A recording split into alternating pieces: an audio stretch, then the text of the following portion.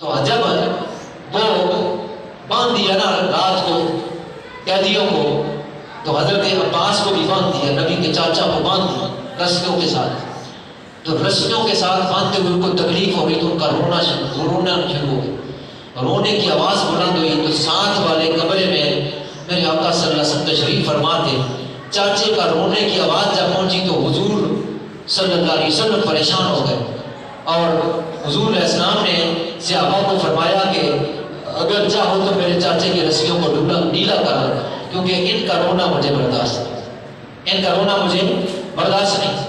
رسیاں ڈھیلی کر دی۔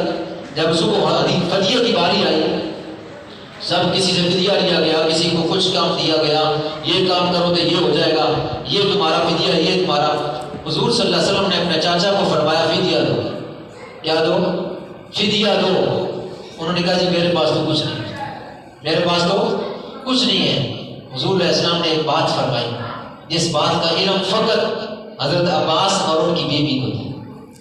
جب وہ مکے سے نکلے تھے، اپنی بیوی کو اپنا سارا مال جو تھا وہ جمع کر کے، تو اپنی بیوی کو ایک جگہ پہ بلا کر تو اس جگہ پر دفن کر کے اور بتایا کہ یہ جگہ ہے، اس جگہ پر یہ مال ہے، تو میں تجھے یہ وصیت کرتا ہوں، اگر میں واپس آ گیا تو ٹھیک ہے، اگر نہ ہوں تو اس جگہ سے یہ مال نکال لوں۔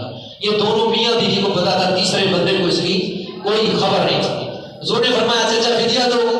یا رسول اللہ میرے پاس تو کچھ نہیں۔ فرمایا وہ مال جو مکے سے بدر کی طرف آتے وقت اپنی بیوی میری چچی کو وصیت کر کے وہ چھپا کے آئے تھے اتنا مال، اس کے بارے میں کہتے ہو میرے پاس کچھ نہیں۔ انہوں نے کہا بعد میں بات ہوگی، پہلے کلمہ پڑھائیے۔ حضور صلی اللہ علیہ وسلم نے کلمہ پڑھا، اشہد ان لا الہ الا اللہ واشہد ان محمد رسول اللہ۔ کلمہ پڑھنے کے بعد کہنے لگے یا رسول اللہ، نبی وہ ہوتا ہے جو غیب کی خبر رکھتا ہے، خدا کی عزت کی قسم ہے فقط مجھے اور میری بیوی کو اس کا علم ہے، تیسرے بندے کو نہیں ہے۔ نبی وہ ہوتا ہے جو غیب کی خبر پر مطلع ہوتا ہے، آپ نے مجھے غیب کی خبر بتائی ہے، آپ اللہ کے رسول ہیں، آپ اللہ کے رسول ہیں۔ تو وہ اسلام میں داخل ہو گئے۔ تو اسی طرح یہ عظیم مارکہ جو 17 رمضان مبارک کو ہوا، جسے جنگ بدر کے نام کے ساتھ یاد کیا جاتا ہے، تو اللہ نے اس کا ذکر قرآن میں فرمایا اور فرمایا وَلَقَدْ نَصَرَكُمُ اللَّهُ بِبَدْرٍ وَأَنْتُمْ أَذِلَّةٌ۔ اے محبوب اس وقت کو یاد کرو جب اللہ نے تمہاری مدد کی جس وقت تم بے سر و سامان تھے، تمہارے پاس سامان نہیں تھا۔ اس سے یہ پتہ چلتا ہے کہ عزت اور عظمت اور شہرت یہ پیسے سے نہیں ہے، یہ مال و دولت سے نہیں ہے، یہ زیادہ کثرت فوج پر نہیں ہے۔ اگر عزت اور شان و شوکت ہے فقط اللہ کی عزت پر بھروسہ کرنے سے ہے، اللہ کی ذات پر بھروسہ کرنے سے ہے۔ اللہ کی ذات پر صحابہ نے بھروسہ کیا تو اللہ نے قلت والوں کو کثرت والوں پر غلبہ عطا فرما کے اسلام کو عزت عطا فرما دی، کیونکہ ادھر کثرت تھی ادھر قلت تھی، تو یہ قلت والے جو تھے یہ کثرت والوں پر غالب آ گئے، تو پتہ چلا کہ فتح اللہ کی طرف سے ہے، مدد نصرت اللہ کی طرف سے ہے، اور جو ہے وہ شوکت عزت اللہ کی طرف سے ہے، کثرت کے اوپر نہیں۔ کہ کوئی شاید گمان کرے کہ میری فوج زیادہ ہے، میرا قبیلہ زیادہ ہے، میرے پاس مال زیادہ ہے، میرے پاس جناب جائیداد زیادہ ہے، تو اس لیے جو ہے وہ شان و شوکت میری ہوگی۔ اللہ چاہے تو ایک کیڑی سے باز کو مروا دے، اللہ چاہے تو ایک کیڑی سے سانپ کو مروا دے، یہ خدا کی قدرت ہے، یہ خدا کی قدرت ہے کہ وہ کہ جو ہے وہ قلت والوں کو کثرت والوں کا غلبہ عطا فرما کے کثرت والوں کو ذلیل و رسوا کر کے رکھ دے، ان کو جو ہے ان کے غرور اور تکبر مٹی میں ملا دے۔ وہ جو کہتے تھے کہ ہم ریکس کریں گے، ہم ڈانس کریں گے، کنجریاں ناچیں گے، گائیں گی، اور ہم جناب وہاں جو ہے وہ عیش و عشرت کے ساتھ 3 دن رہیں گے، تاکہ مسلمانوں کو اور باقی قبائل کو پتہ چلے کہ کافروں کا بڑا روب ہے۔ یہ اس نیت سے آنے والے کیا ہوا، خاک و خون میں مل گئے، اور خاک میں مل کر ذلیل و رسوا ہو کر واسطے جہنم میں پہنچ گئے، اور اللہ نے مٹھی پر مسلمانوں کو ایسی فتح عطا فرمائی کہ قیامت تک لوگ مارکہ بدر کے نام سے اس کو یاد کرتے رہیں گے اور کہیں گے کہ کہاں 313 جانثار اور کہاں 1000 جنگجو ان کا بلیاں میچ کر کے نبی کے صحابہ نے رکھ دیا، فقط اللہ اس نے